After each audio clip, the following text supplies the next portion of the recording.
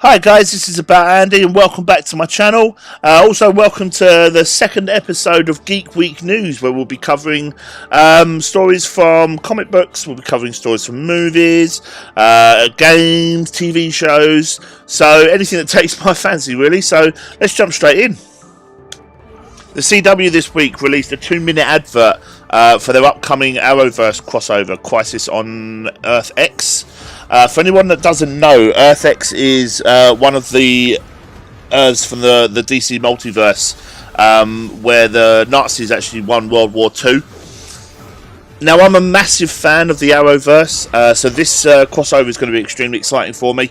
It's also in the format of one of my favourite Justice League and Justice League of Unlimited episodes, where pretty much the same thing happened. Now, I was going to do a review episode on this advert earlier on in the week. However, this is pretty much how it looked. Really, the only word for it is... So keep an eye out for this on the CW. I'll leave a link to the full advert down in the description so you can see it for yourself. Now, DC copycat Deadpool released a teaser trailer this week. Now, considering the success of the first Deadpool film, there's no surprise that we were going to get a second. I absolutely loved the first Deadpool film. I know I take the mickey about it, but it was an incredibly good film. So with the return of the Teenage Mutant Ninja Warhead and the introduction of Cable, this film's set to be an incredible second addition to the series. The UK Gambling Commission have released a statement announcing that they will not be considering loot boxes as a form of gambling. The reasoning behind this is that they can't be cashed out, meaning that they can't be used anywhere else apart from within the environment of which they were purchased. So what that means for us in the UK is that tiny penis bearers like the board at EA can continue pumping out money-grabbing cash cows like Battlefront and pretty much their entire lineup. So for anyone thinking that the tiny penis comment may have been a bit sexist, that's not true. I firmly believe that the women on the EA board have tiny penises as well. The creators of Dragon Ball FighterZ have released a trailer this week announcing the presence of Gotenks within its upcoming game. I don't know about you guys, I am incredibly excited for this one. Not only does the game look like the series, it also looks like it's going to be an amazing lineup. Keep an eye out for this game. It's coming out on the 28th of January 2018. Make sure you get your pre-orders in early. I've already got mine done.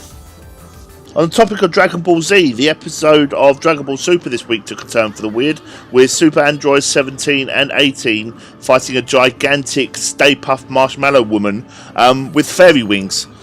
Fortunately, the episode ended with Android 18 punching a hole through its head. Awesome.